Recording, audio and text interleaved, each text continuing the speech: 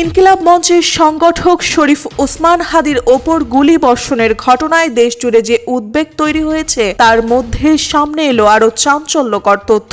কাতার ভিত্তিক সংবাদ মাধ্যম আল জাজিরার প্রবাসী বাংলাদেশি সাংবাদিক জুলকারনাইন শায়ের দাবি করছেন হামলার জড়িত শুটার ও তার সহযোগী বাংলাদেশ ছেড়ে ভারতে পালিয়ে গেছেন। শনিবার দিবাগত রাতে সামাজিক যোগাযোগ মাধ্যমে দেওয়া এক স্ট্যাটাসে তিনি এ তথ্য জানান। জুলকারনাইন শায়ের ভাষ্য অনুযায়ী হামলার মূল অভিযুক্ত সাবেক ছাত্রলীগ নেতা ফয়সাল করিম মাসুদ ওরফে দাউদ খান এবং তার সহযোগী মোটর বাইক চালক আলমগীর হোসেন শুক্রবার সন্ধ্যায় সীমান্ত পাড়ি দিয়ে ভারতে প্রবেশ করেন। কিউব হোল্ডিংসের গল্পে সেই রেখাটি আঁকা হয়েছিল আজ থেকে 1 যুগ আগে। নকশাই আমাদের ভাষা।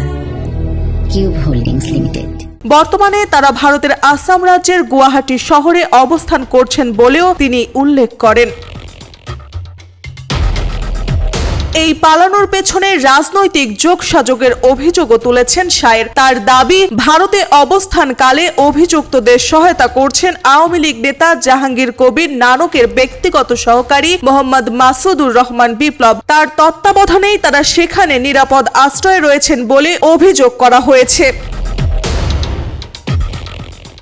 স্ট্যাটাসে হামলার ভয়াবহ দিকও তুলে ধরেন জুলকারনাইন শায়ের। তিনি বলেন, ঘটনাটি ছিল পূর্ব পরিকল্পিত এবং আরও হামলার জন্য একাধিক হিট টিম প্রস্তুত রয়েছে এমন আশঙ্কার তথ্য পাওয়া গেছে। এমনকি শুটার ফয়সাল দাবি করেছে ব্যবহৃত অস্ত্রটি জ্যাম হয়ে যাওয়ায় সে পরিকল্পনা অনুযায়ী একাধিক গুলি ছুড়তে পারেননি, না হলে প্রাণহানির আশঙ্কা আরও বেশি ছিল।